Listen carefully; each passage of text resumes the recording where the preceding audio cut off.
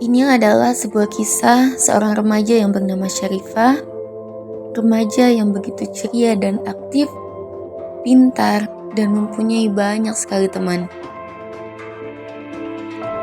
Namun itu dulu, sebelum Syarifah mengalami tindakan bullying yang dilakukan oleh teman sekelasnya yang iri akan kemampuan Syarifah. Dan tinggallah satu sahabat Syarifah yang selalu setia menemani dia, yaitu Zahra.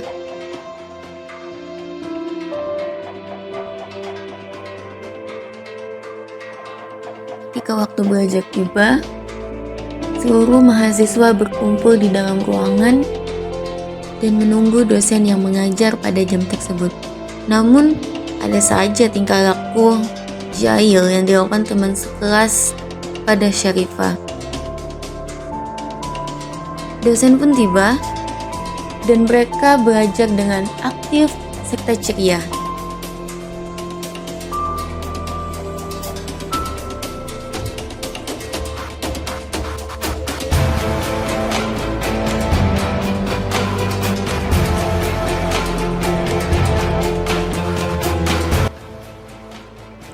Di kelas, mereka saling bersaing untuk mendapatkan nilai yang terbaik dan perhatian dari guru.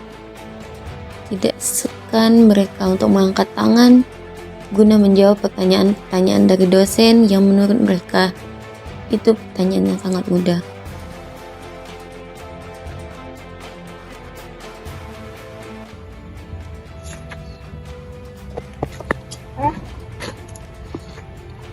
Oh, temannya Syarifah? Iya, kenapa ya kak? Dengerin ya, mulai hari ini lo harus jauhin dia. Kenapa? Dengerin aja sih, kalau lo nggak jauhin ya lo bakal lihat akibatnya. Lo mau kan ya Syarifah itu mendapat penderitaan yang lebih dari apa yang kami lakukan. Oke? Dengerin, jauhin Syarifah, awas kan.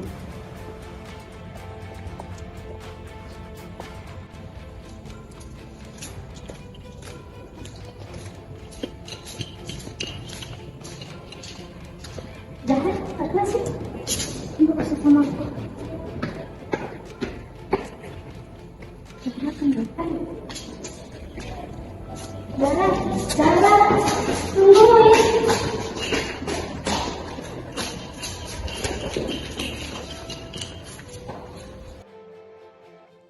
Semenjak kejadian bullying itu, Syarifah terlihat cemas dan tertutup, serta kerap kali Syarifah menarik diri dari kegiatan interaksi sosial.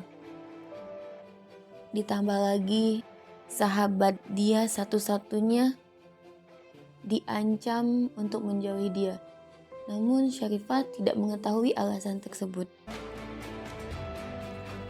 Kejadian-kejadian bullying yang menimpa Syarifah terus berputar-putar di kepalanya.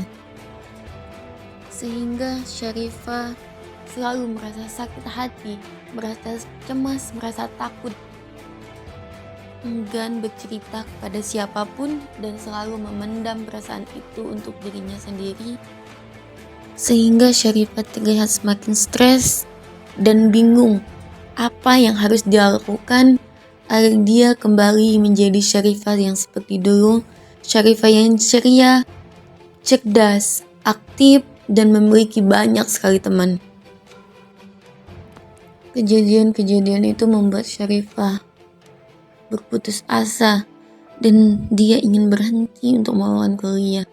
Namun, dia selalu berusaha untuk menahannya sendiri dan tetap ingin mewujudkan bahwa dia mampu, dia bisa, tanpa harus menyakiti orang lain, tanpa harus membalas orang lain. Meskipun memiliki pemikiran seperti itu, tapi tetap saja Syarifah enggan bertemu dengan teman-temannya dan tetap merasa takut dan khawatir akan terjadinya kegiatan bullying yang selanjutnya yang dilakukan oleh teman-teman yang lain terhadap Syarifah. Zahra mulai sadar bahwa mengikuti Kata teman-teman pembuli itu untuk menjauhi Syarifah merupakan bukan jalan yang tepat. Dan Zahra berusaha untuk mendekati Syarifah dan mencoba meminta maaf, namun tetap saja Syarifah selalu saja menghindar. Sehingga tibalah suatu momen di mana Syarifah mau untuk diajak berbicara oleh Zahra.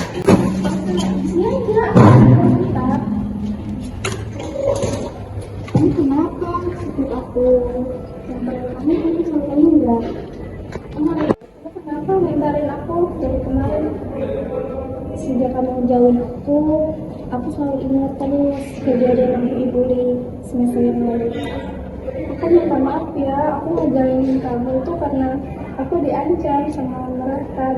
Kalau aku tetap bertemu dengan kamu, nanti mereka ngebully kamu lebih jahat lagi dari yang kemarin. Makanya aku ngajarin kamu, aku nggak mau kamu dibully. Aku nggak tahu bisa dampaknya bisa bikin kamu seperti ini. Sejak mereka ngebully aku merasa takut. Ketika aku sendiri pun aku cemas, takut kamu bakalan menjauhin aku sama seperti waktu itu.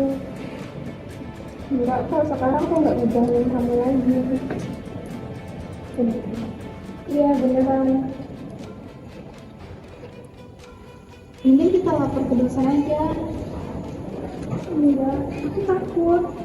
Aku takut mereka ngebully aku lagi. Justru kalau kita lapor ke dosen, kita dapat solusi yang lebih baik. Terus mereka bisa ditindaklanjutin.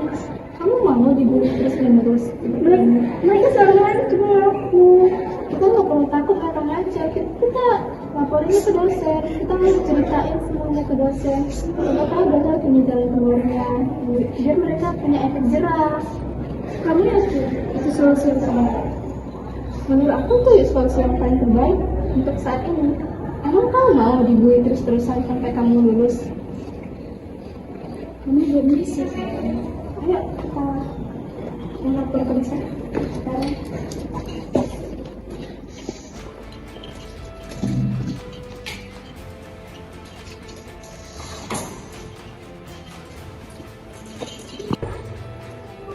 Ya, sebentar.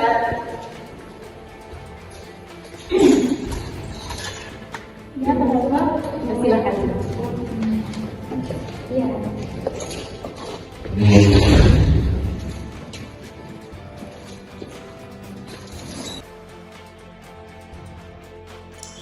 Baik, kedatangan kalian berdua ke sini ada perlu apa? Gini Bu, kami di sini ingin melaporkan kasus bullying di kampus ini. Ya. Dengan korbannya teman saya sendiri, si Syarifah. Iya sih, Ibu lihat akhir-akhir ini si Syarifah ini agak berubah dari sebelum-sebelumnya, yang mulai dari sifat yang lebih ke pendiam, kemudian nilai-nilai yang diperoleh oleh Syarifah ini agak menurun dari semester sebelumnya. Nah, kalau boleh tahu penyebab Syarifah dibully ini ada hal apa yang menyebab? Menurut cerita dari si Syarifah, Syarifah ini dibully karena teman-temannya tuh iri dengan nilai dan sering jawab di kelas, terus jadi teman-teman yang lain tuh kayak iri gitu Bu. Oh iya, baik. Mungkin tindakan selanjutnya Ibu akan menindaklanjuti kasus masalah ini.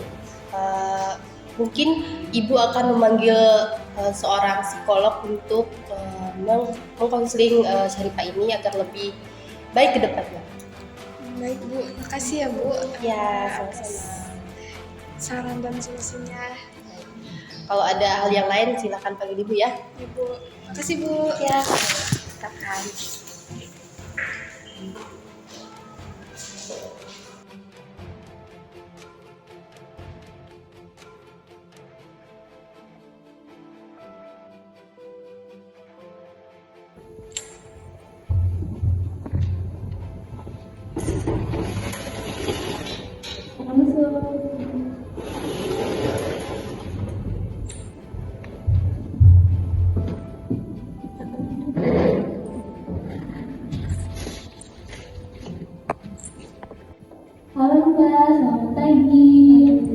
bagaimana perjalanan kesininya aja?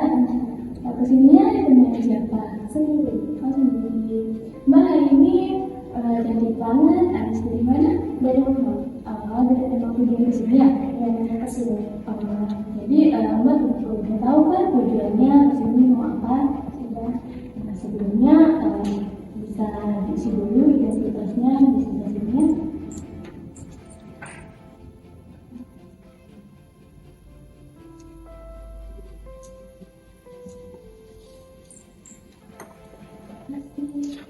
Dengan Syarifah Askia ya, bisa saya atur juga biar mudah.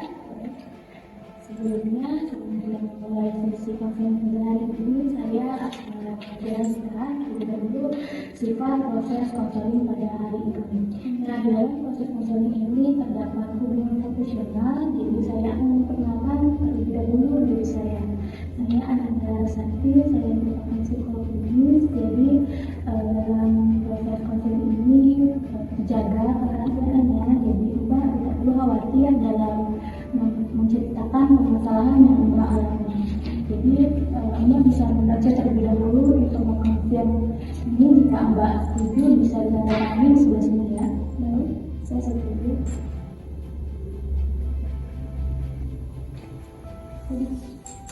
Terima kasih. Menarik, saya dihubungi oleh pihak sekolah meminta saya untuk mengonseling Mbak. Sepertinya Mbak sedang merasakan gelisah dan bingung. Apakah Mbak bisa menceritakan masalah yang sedang Mbak alami? Saya korban bullying. Bullying yang seperti apa yang Mbak alami? Saya mengalami bullying secara verbal dan fisik. Apakah hal tersebut sudah lama terjadi? Sudah sejak saya SMA. Apa yang Mbak rasakan semenjak kejadian tersebut? Semenjak kejadian itu, saya selalu merasa cemas. Bisa Mbak jelaskan kecemasan seperti apa yang Mbak alami pada saat ini? Saya terlalu cemas, kadang saya berkeringat dingin. Karena terlalu cemas, saya merasa takut untuk bersosialisasi dengan teman-teman sejak SMA saat itu. Karena dalam pikiran saya, mereka akan memperlakukan saya sama seperti ketika saya saat SMA. Jadi saya takut untuk bersosialisasi dengan mereka. Sejak kapan Mbak merasakan hal tersebut? Sebenarnya sudah lama, tetapi pada akhir-akhir ini sejak 1 bulan, cemas seperti ini itu muncul terlalu berlebihan. Untuk saat ini bisa disimpulkan bahwa Mbak merasa cemas dan takut untuk bertemu dengan orang-orang baru serta teman-teman, dikarenakan Mbak takut mereka melakukan hal yang sama seperti yang teman-teman SMA lakukan kepada Mbak. Saya paham apa yang sedang Mbak rasakan pada saat ini.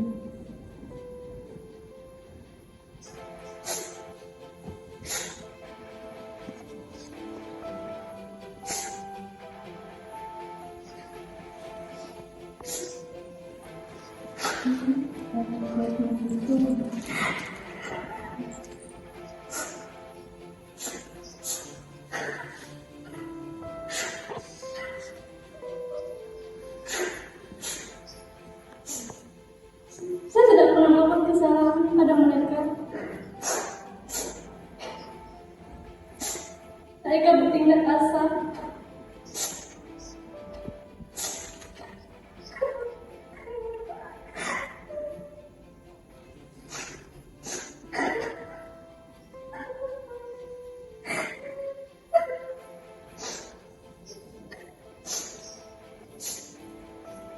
Apa salah saya? Tidak pernah melakukan kesalahan.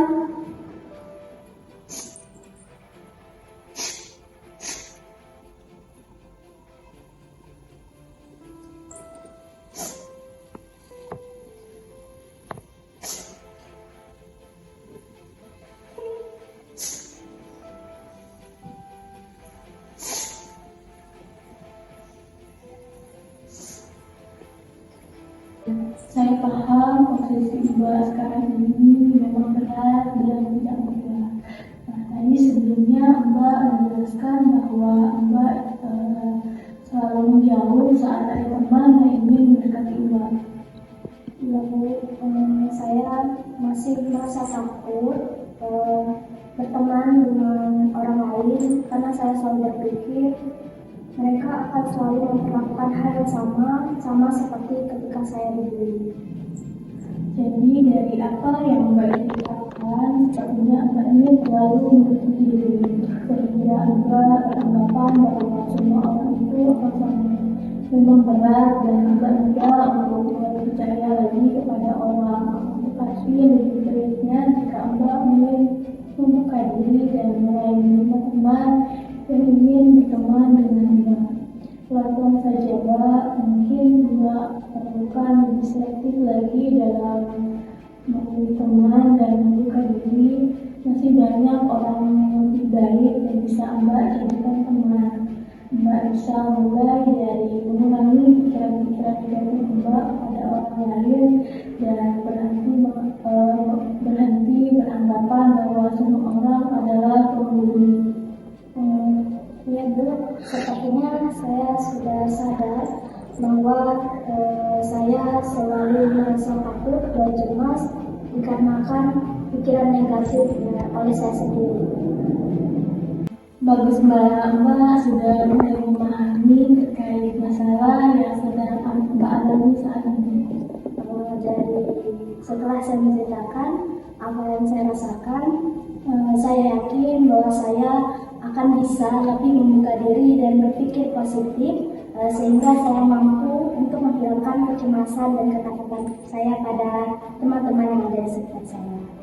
Hebat sekali Mbak, saya yakin Mbak bisa melewati semua ini. Kita sudah banyak berbicara dari tadi, apa yang bisa Mbak simpulkan dari sesi konseling kita pada hari ini?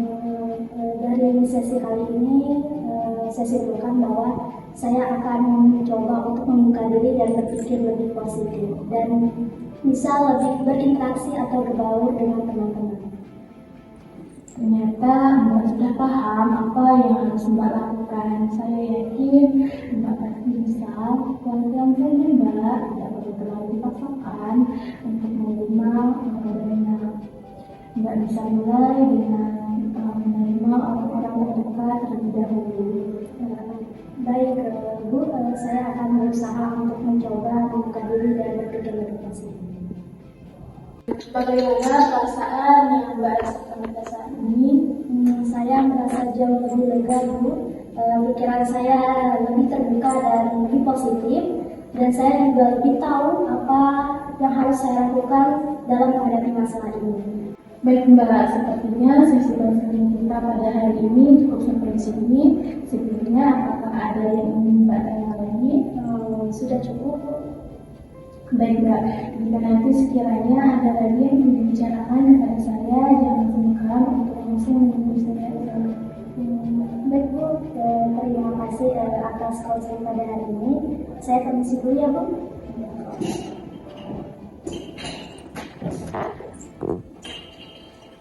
Pikiran yang Mbak.